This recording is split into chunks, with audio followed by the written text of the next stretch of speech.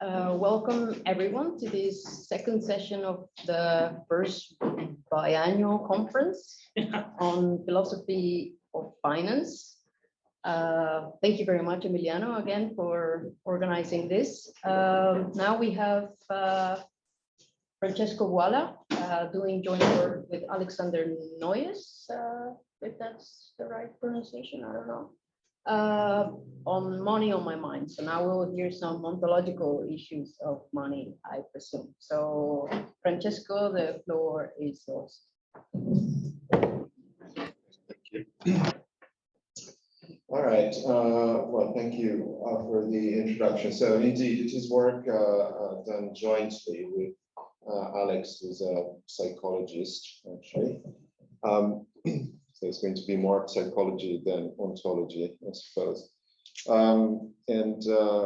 started this work quite a few years ago. Looking at my files, I discovered with horror that the first version of this paper dates back to 2018, I think.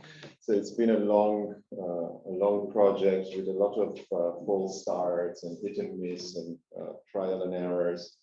When we started, Alex was at Yale, which is one of the most important laboratories in psychology, working on the psychology of concept formation. And now he's at NYU. Okay, so we should be back online.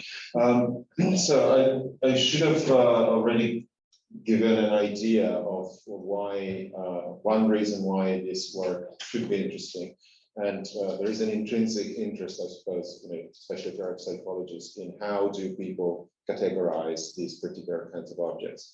But there is also, I think, another reason, which is sort of more philosophical, maybe, or more having to do with social ontology, which is that social and institutional objects or entities have this peculiar characteristic, which is that the way in which we represent them plays an important role in constituting these things. Okay, and this is a feature of social institutional entities that has been widely discussed in the social sciences and also in philosophy. So I will not dwell on it.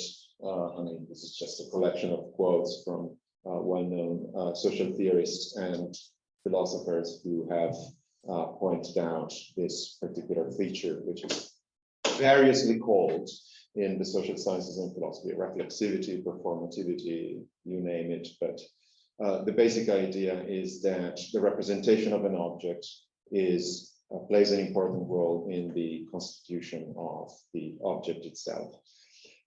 So I guess it's kind of surprising that philosophers and social theorists who have pointed this out a long time ago, many years ago, nevertheless have done practically nothing to actually study how people do represent these things.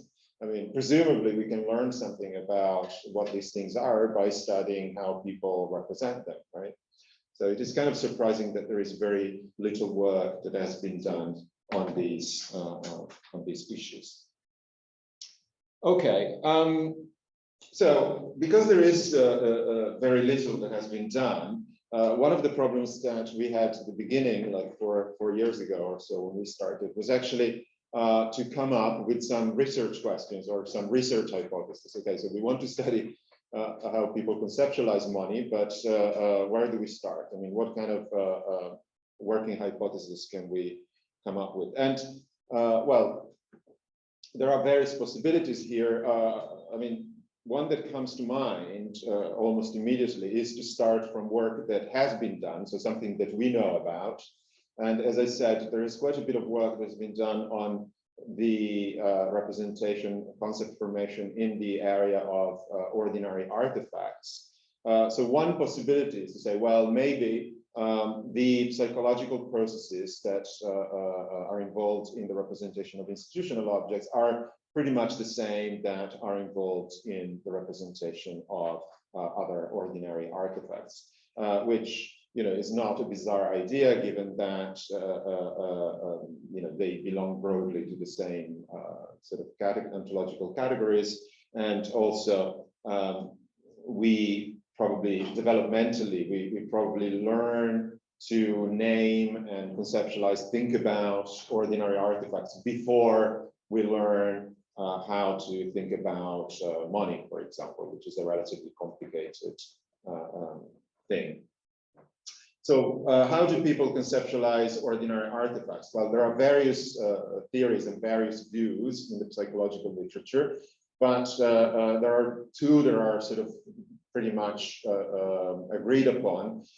So one important point is that the physical properties of artifacts do play a role in categorization. Okay, so one way to recognize, for example, that a particular object is, I don't know, a watch, is to simply look at its characteristics and its physical properties. And I'm talking about physical properties, generally speaking, to include things like properties like affordances, for example. But this is only one way in which people categorize.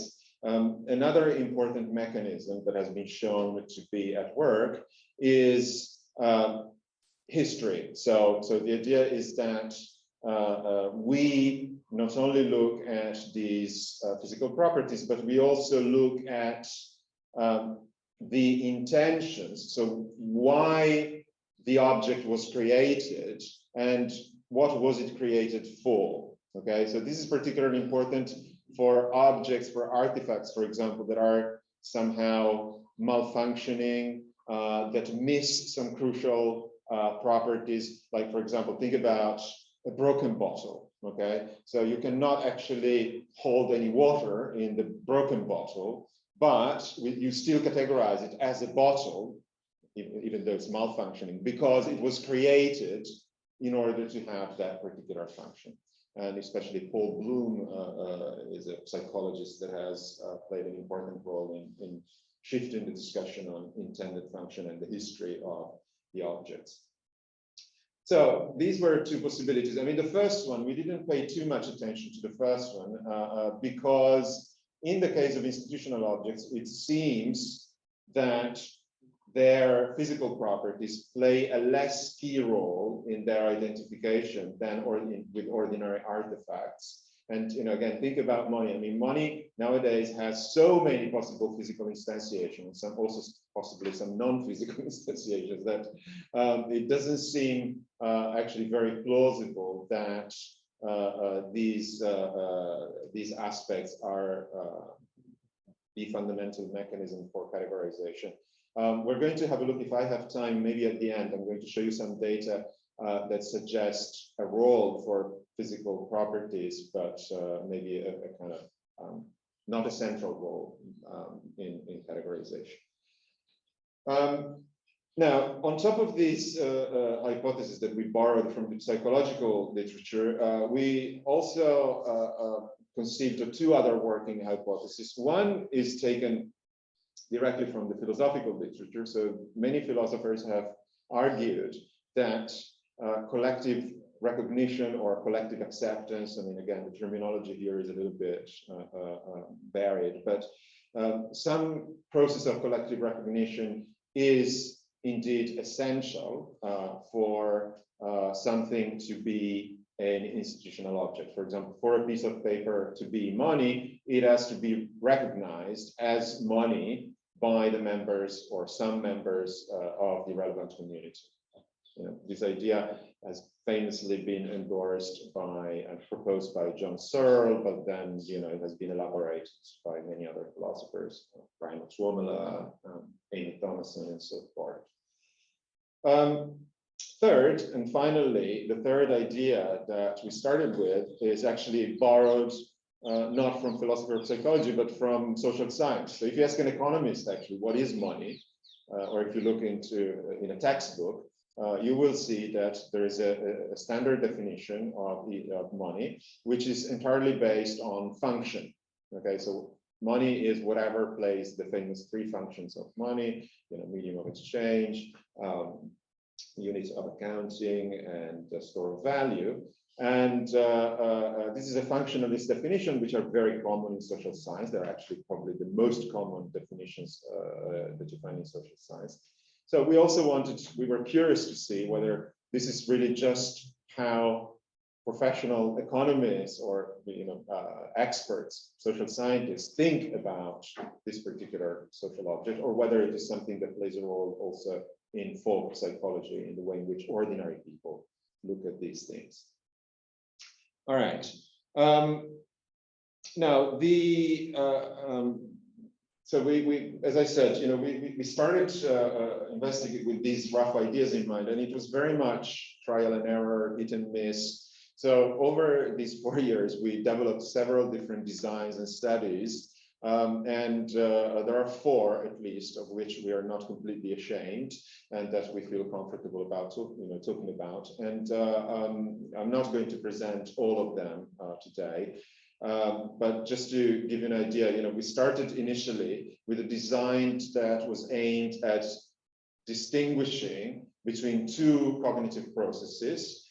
So intended function, or historical features of the object versus current function. Okay, we for various reasons we had to do a replication of this that controlled for some features that we were not happy with the first design. Then we realized that with this design we couldn't actually distinguish current use or function from collective recognition. So we did another experiment that this time hopefully is able to distinguish between these 3 features. So an experiment that can actually pretty sharply, I hope, distinguish whether history versus current use versus collective recognition play a key role in categorization. And I'm going to present this data today because I think it's sort of, I would say, the best, but the one that I'm happiest with of all these experiments. And then maybe if I have a little bit of time, I'm also going to talk about a 4th experiment that used a slightly different methodology, but it also gives interesting information about the causal mechanisms behind concept formation. But let's focus first on this 3rd study. Okay, so what kind of method did we use? Well, we certainly didn't invent anything, and in fact, we simply adapted a methodology that is widely used by cognitive scientists working on concept formation. It's a methodology that was devised many years ago when, especially when they started to study children's conceptualizations of natural, especially biological entities. So I don't know if you're familiar with this literature, but I'm talking about people like Spelke, for example, who did very important work in this area. And how does it work? Well, basically it works by presenting some vignettes that are basically little stories or descriptions. And as you can imagine, this works very well with children who are attracted by these little stories. And the stories are designed in such a way that you can then ask a question to the subjects, usually in the form, is this object X or is it not? Okay, that allows to distinguish between 2 possible mechanisms of concept formation. So just to give you an example, as I said, they started this work especially on biological kinds, and one famous vignette that has been used in these studies involves an animal, in this case, for example, a zebra, okay, that has a very peculiar history in the sense that it's the offspring of 2 zebras. Okay, so this, obviously, to all of us who know a little bit of biology and are adults, suggests that of course, if it's the offspring of two zebras, it is a zebra, right? But then the idea is that you add a story on it that suggests that it has a lot of features, a lot of characteristics that are not like those that you would expect in a normal zebra. So, for example, it doesn't have stripes. It is, oh, this is nice. It is raised by a family of horses. And therefore, it does all the sort of things that horses do, like it whines but does not bray. So basically, it looks, if you look at it, it really looks like a horse. It does all the things that horses do. And the question then that the subjects are faced with is it a horse or a zebra? Okay? And developmentally, there is a point in time, which I should know, but I don't remember, but I guess it's probably around 5 or 6 years of age, which is the time where children start to think in sophisticated ways. There is a point in time where children's answers switch from it is a horse. So young children just look at the superficial features and they say, oh no, it's a horse, right? But around this age, they switch and they start to say, no, it's a zebra, okay? And this has been interpreted, although as usual, there's a lot of discussion about this, but the standard interpretation is that this is when children begin to think in essentialist terms. So they don't look at superficial properties and characteristics, but they begin to develop a sophisticated theory according to which what an object is depends on some hidden internal essential characteristics that may not be immediately available to observation, okay? And this happens, with biological kinds, but not just with biological kinds. It happens in many other areas of concept formation. So this methodology has been used a lot. It's still used today. It is probably the standard way in which these studies are conducted. And we also used it in our study. So, as I said, in this particular study that I'm going to talk about, we were interested in distinguishing between 3 possible mechanisms or 3 possible hypotheses. One is that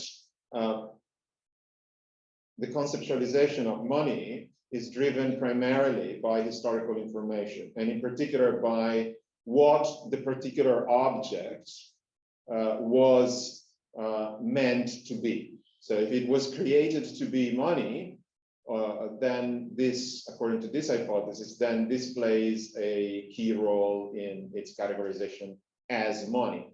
Okay? So this was the first hypothesis, which we call history or historical information.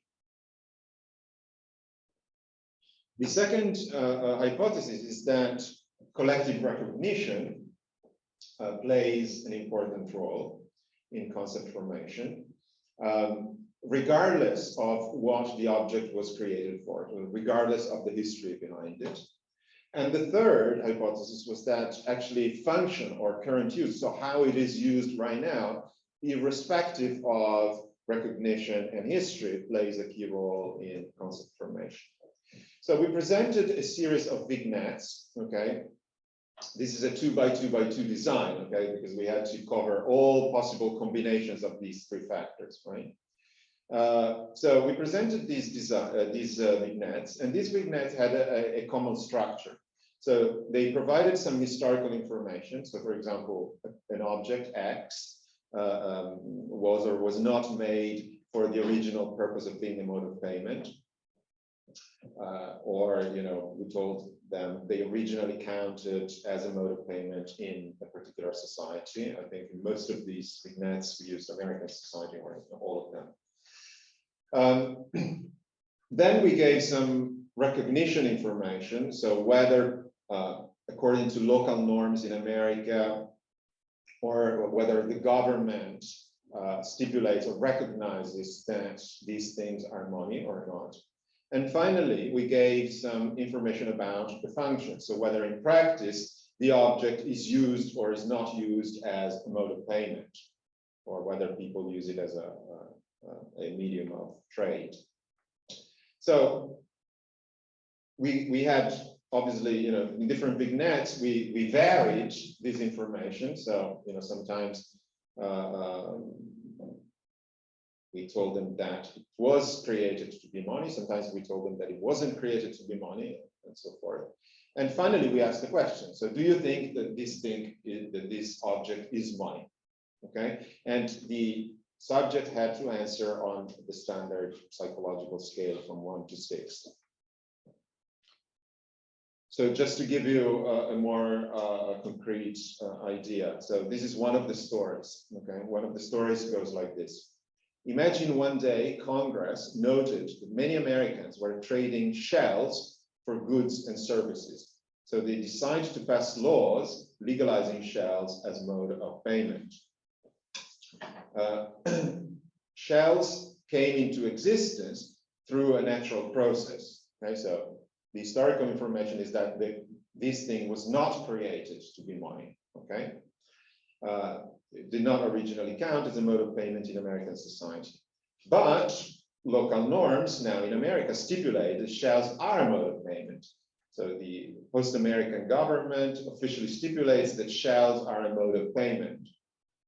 In practice, shells are used as a mode of payment in America. People do trade shells for goods and services.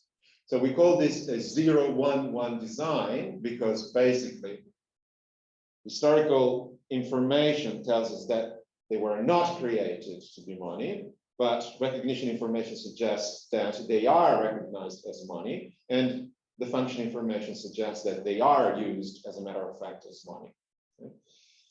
Just so in the survey, the participants speak all of this. Yeah. Time or yeah, it's all. I have divided this to make it more clearer, but it's one single story, right? And as I said, we have 8 possible combinations. Okay, so the one that I've just shown you is 0, 0, 1, 1. This one. Okay, but we tested for all possible, and obviously, it required a little bit of ingenuity to devise some stories that were not completely ludicrous, but we hopefully succeeded. If you're interested, obviously, I can send you the material and the paper. Okay, now what did we find? Okay, so what is interesting here is obviously people's reactions. Oh, sorry, just some information. Okay, we did this online, okay, with MTurk, which is a platform that is used a lot nowadays. It's cheaper and it's easier to recruit with MTurk. It has some advantages and disadvantages. One disadvantage, as you can imagine, is that you don't know, you don't have full control on what is going on. You really don't know how much attention people are paying to the study, and there are a lot of people who do it just for money. Okay, but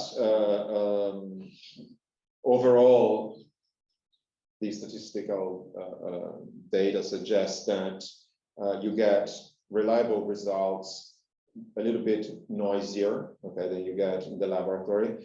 On the other hand, you also get a more representative sample. In this case, a sample of American population, than you get with undergraduate students, which used to be the standard workforce of psychologists up until recently.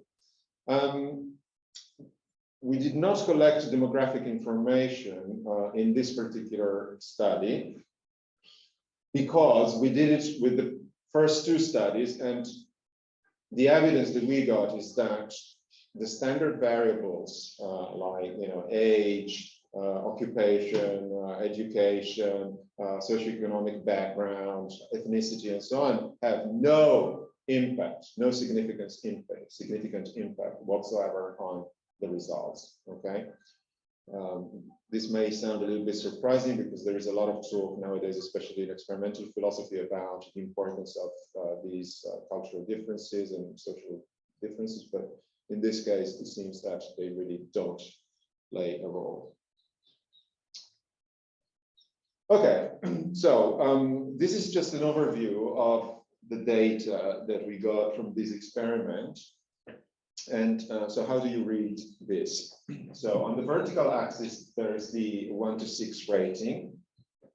And 6 means definitely yes, this is money. 1 means definitely not, it's not money. And in between, there are more nuanced answers. So the dotted line in the middle is the midpoint. Okay, so one quick and dirty way to look at these results is to see whether the mean, the average response for each one of the conditions. So these are all the conditions, right, on the horizontal axis. I'm going to guide you through them, so don't worry too much about it now.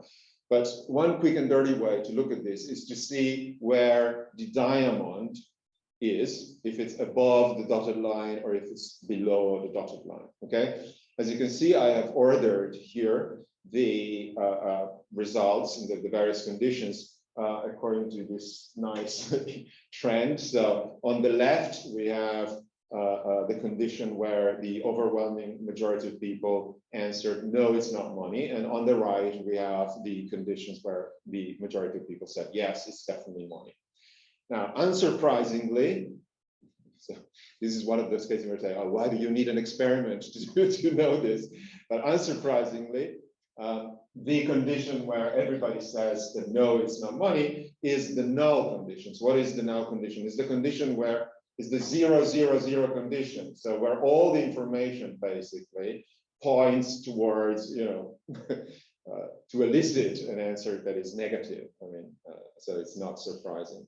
But it's also not surprising that the 1-1-1 condition is the one where almost everybody says, yes, it is money. By the way, the bell-shaped or whatever, these shapes here represent distribution, okay? So one piece of information obviously is the mean answer, but another important piece of information is how the answers are distributed. And we're going to talk a little bit about that because this is important. Okay, now let's have a look at how these answers are distributed. So what have we got here? So the second, third, and fourth conditions are the conditions which are 1, 0, 0, 0, 1, 0, 0, 0, 1. So it means that basically only one of the three factors, okay, suggests that it is money, okay, but two of the factors, the other factors, suggest that it's not money. And what is interesting here is that in the case of history and in the case of function, there seems to be, you know, the average response is below the dotted line. So this suggests that for most people, you know, it is not enough that something was meant to be money, something was created to be money in order to be considered money. And also, it is not enough that it is currently used as money if at the same time it's not recognized as money and it wasn't created to be money, okay? The two distributions here are a little bit different, as you can see, okay? Because in the case of function, this one, there is evidence here that of a bimodal distribution, okay? So it looks like, you know, there are people who actually say, yes, it is money. And there are people who say, no, it's not money. So the average seems to hide this bimodal distribution, okay? Whereas in the case of history, the majority of people really does seem to claim that it's not money, and there are only a few people who say that it's money, okay? Now, let's move on to the condition where we have only collective recognition. And here, there seems to be a big difference, because in this case, this seems to be the only factor that for the majority of people is sufficient to elicit a response, yes, it is money. And again, if you look at the shape, it seems that for the majority of people, recognition is enough. Now, if we move on to the other three conditions here. Okay, these are the conditions where we have 2 elements out of 3. Okay, 2 factors only. And as you can see, for all of them, 2 factors are enough to shift the average response above the dotted line. Right? So 2 out of 3 is enough for people to categorize it as money. Unsurprisingly, when one of these 2 elements is collective recognition, as you can see here and here, the response is much stronger. But when you have history and function, people are a little bit iffy, you know, but still, you know, the majority tends to say yes, it is money.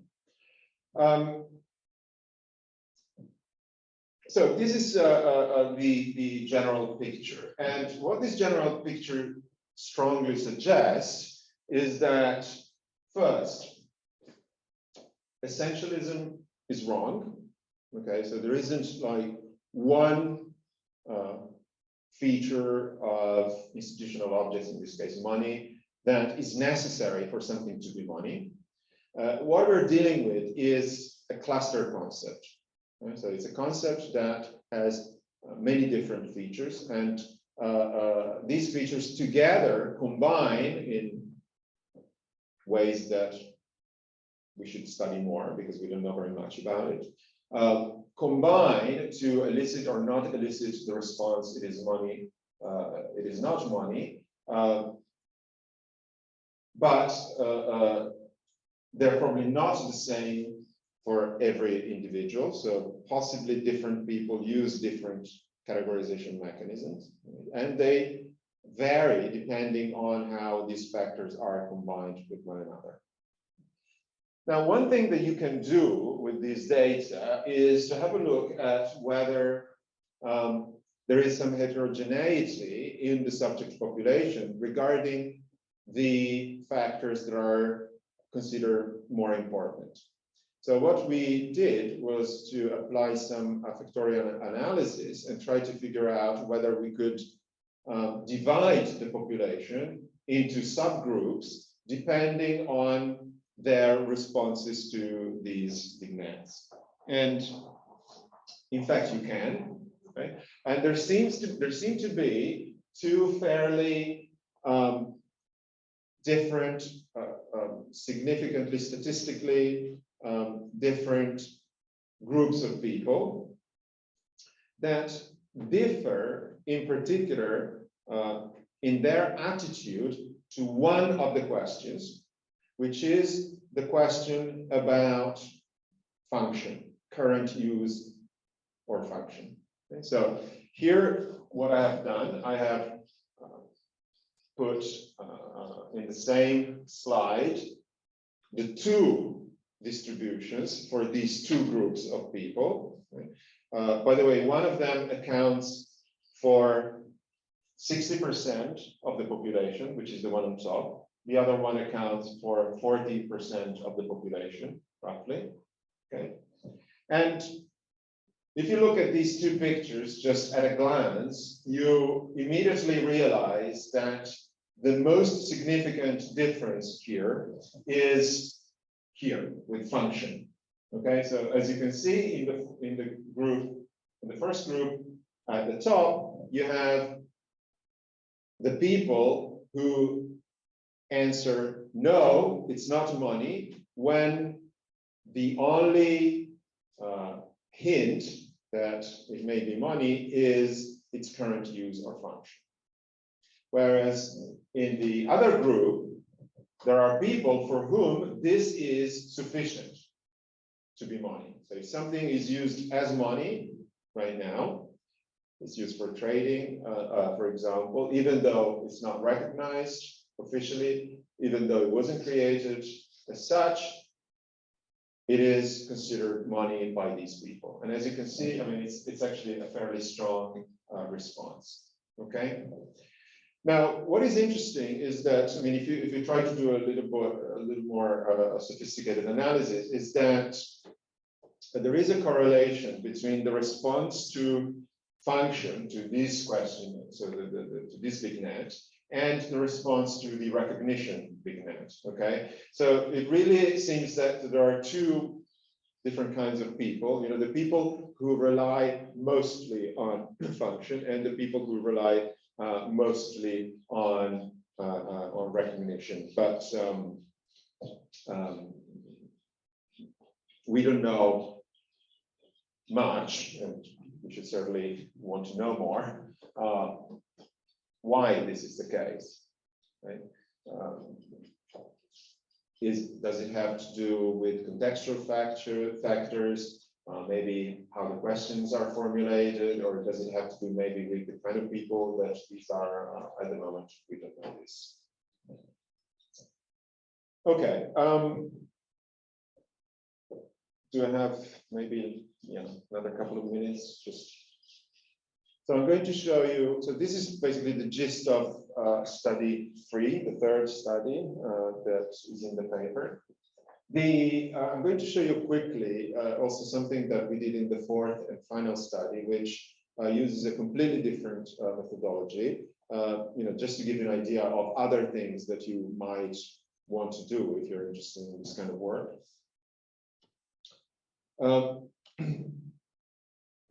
So the fourth study, for the fourth study, we used a property generation task. Okay? So what is a property generation task? It's a task where you ask people to come up with some properties that come to mind immediately when they think about a certain kind of object. So we told them, list the first properties that come to mind when you think about money.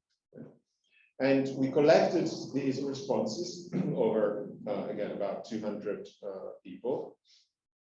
And then we picked the most frequently mentioned properties, okay? And we proposed these properties to other subjects, asking them to give an explanation of why money has these particular properties. Okay? And the explanations, again, focused on some of the factors that we have seen that people use for classification. So creator's intention, current rules and practices, recognition, and so forth. We also asked them to state whether they think that the property is somehow contingent. So, the object just happens to have that property, but it's not a key feature of the object, or whether it's principal. So principal is this word that psychologists nowadays use instead of essential, because essential has other connotations. But the idea is that it's not by chance that it has those properties. So obviously, a lot of people in the US, for example, they say that money is green. Okay, so green is one of the properties that they associate with money, right? But they also recognize that it's a contingent feature of money. I mean, that it doesn't have to be green; it just happens to be green in the United States. But obviously, like I don't know, in Europe, our euro bills are mostly not green. So, this is just to give you an idea of the sort of properties that were elicited by this property generation task, and we have divided them in two categories. So there are social functional properties in blue and material properties in green here. There is also an outlier, which is dirty. A lot of people say, tell me what money is like and say it's dirty. Probably true in metaphorical and also literal sense. But this is not easily classifiable with the other properties. Why do you call it an outlier? No, because it's not. It doesn't seem to be a social, functional, or a material. I mean, actually, materially depends. It depends whether they mean dirty physically or whether they mean dirty morally. We don't know it actually, but anyways. I think it's a curiosity. Right. So what can you get out of a study like this? Well, obviously, you can have a look at how people connect these properties with potential causal mechanisms. So how in their mind these properties are to be explained. And this is interesting because it gives us some information about the possible causal structure that lies behind these judgments that we have found in the other studies.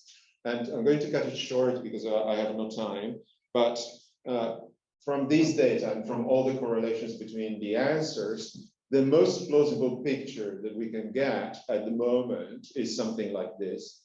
So probably most people consider the intended purpose or the intentions of the creator of a particular object to be an important cause of several characteristics.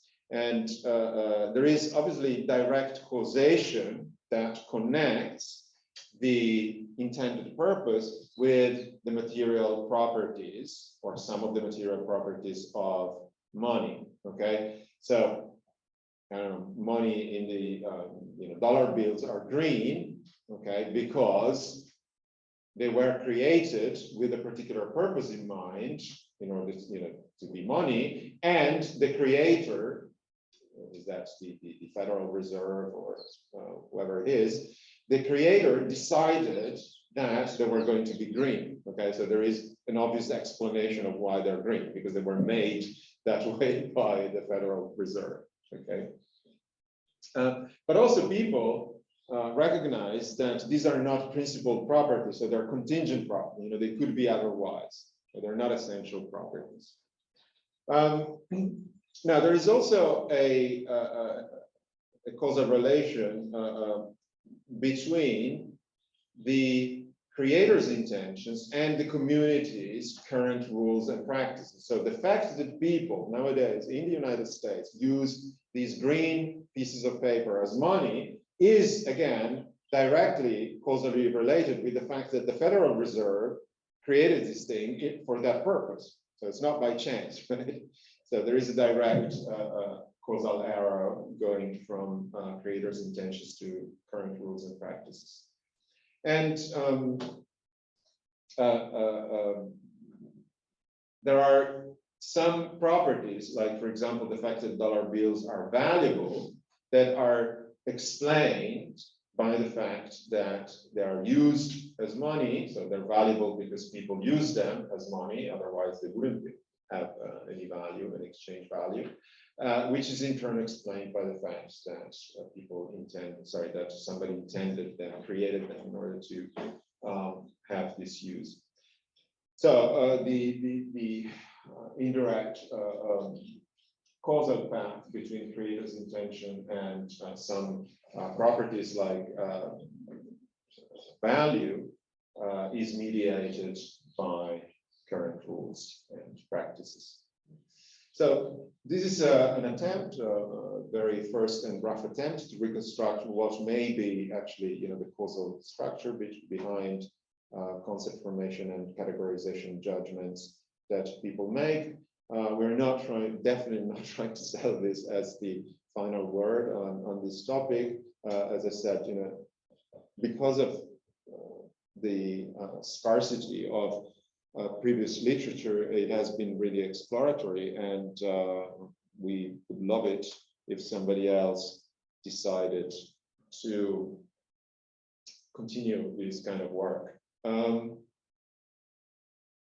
Okay, I guess this slide simply summarizes most of the things that I've said. Okay, so I will not read it again. I will not comment on it again, but leave it here as a reminder. Yeah, sorry, I'll just say something about this final remark. I mean, if you're a philosopher, it is, I think this work is interesting, not only for ontological reasons, but also for methodological reasons. And one of the methodological messages that you get out of this kind of work is that when you're doing when you're playing the standard game, that analytical philosophers like a lot, of testing your philosophical theories against your intuitions. Beware, okay? Be very, very careful about what you're doing, okay? Because these intuitions are flimsy and they do change. They're sensitive to the way in which you set up the question. So you may get actually very different intuitions depending on the kind of case that you are considering. If you've ever read this literature, you probably know what I'm talking about. I don't know if you have ever read Barry Smith's famous paper on Searle's social ontology, where he invents all these fancy scenarios with Albania flooding the United States with fake dollar bills, and then he asks to consult your intuitions about this is real money or not, and he thinks that he has some very strong answers, right? But I would say be careful, because these answers are probably not as strong and reliable as you think. Okay, so this is another reason why I think philosophers should be interested in this, but certainly not the only, maybe not even the main reason. Thank you.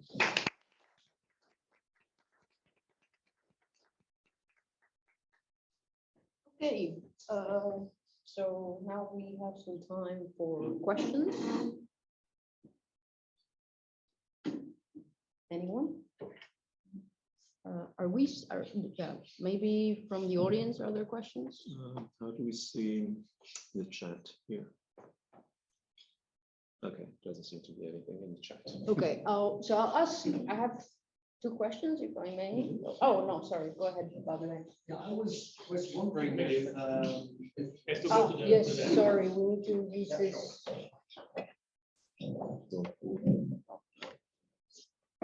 Yeah, just in front of the camera. Yeah.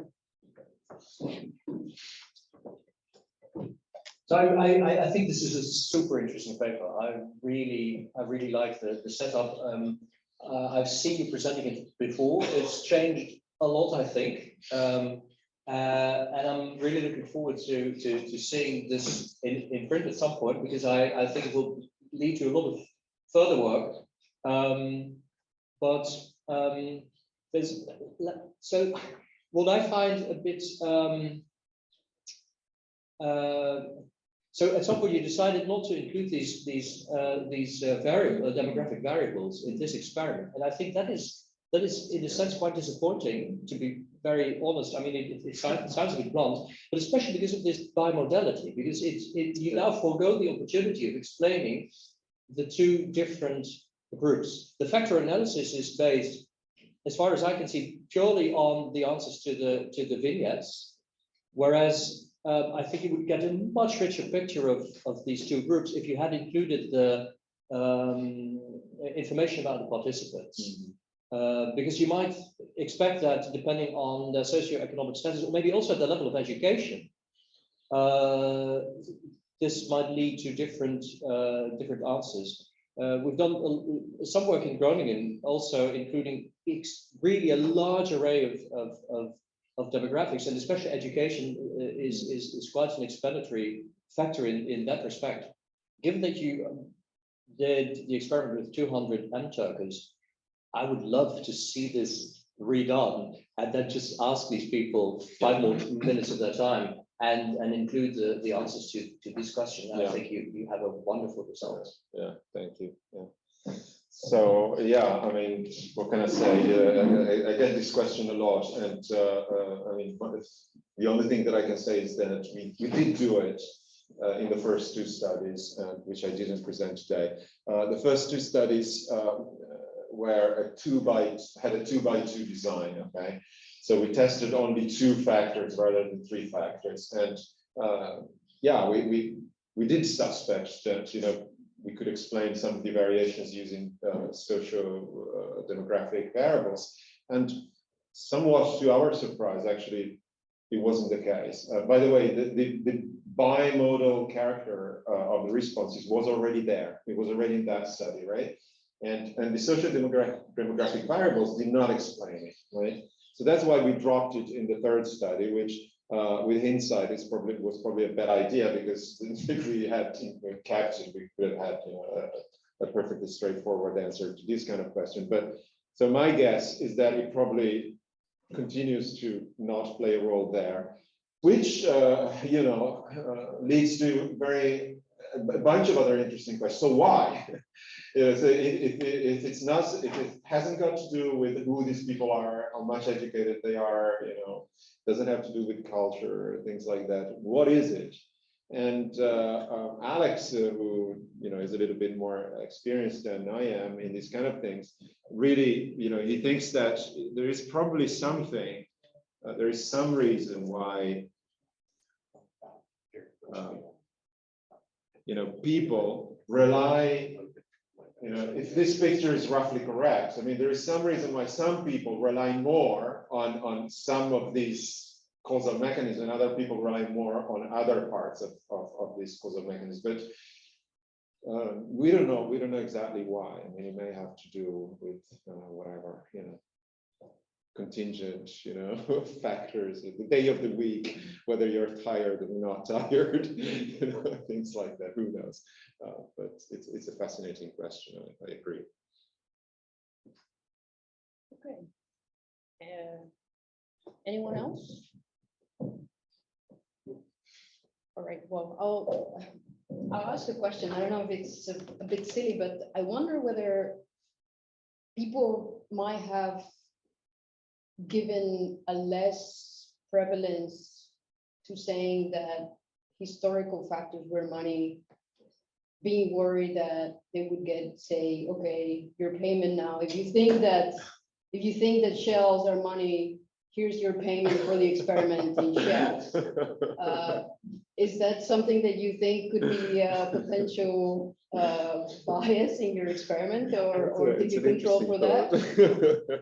It's an interesting thought. And actually, if we had done this experiment in a classroom where, by the way, undergraduates are used to be deceived, especially undergraduates in psychology are very much used to be deceived by their teachers / investigators, then actually I think your hypothesis would be not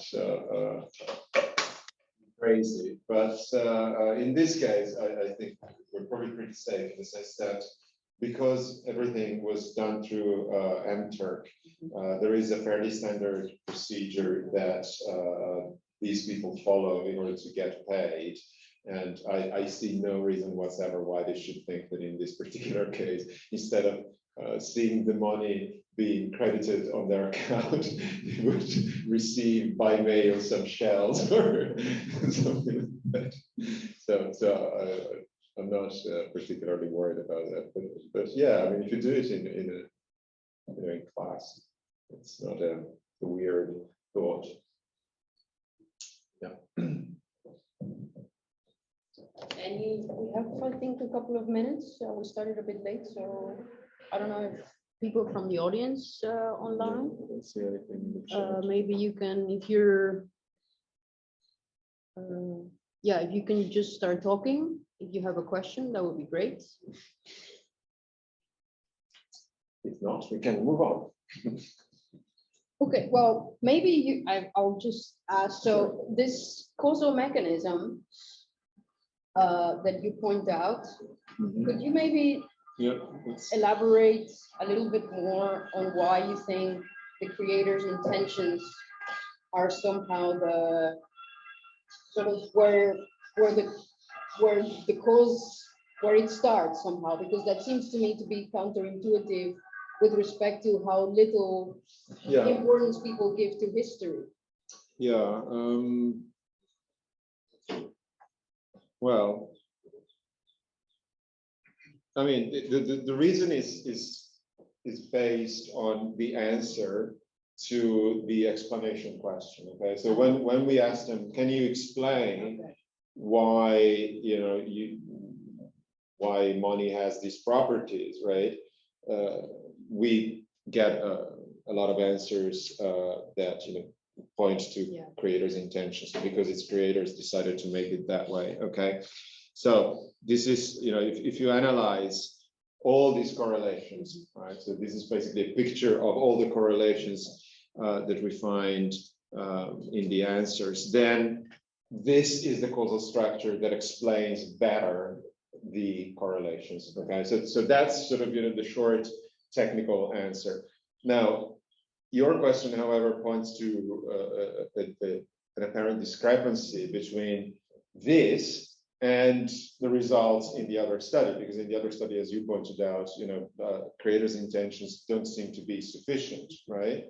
So what probably is going on in people's minds? I mean, this is again something that Alex has told me, that most, the most prominent and plausible view at the moment about concept formation is that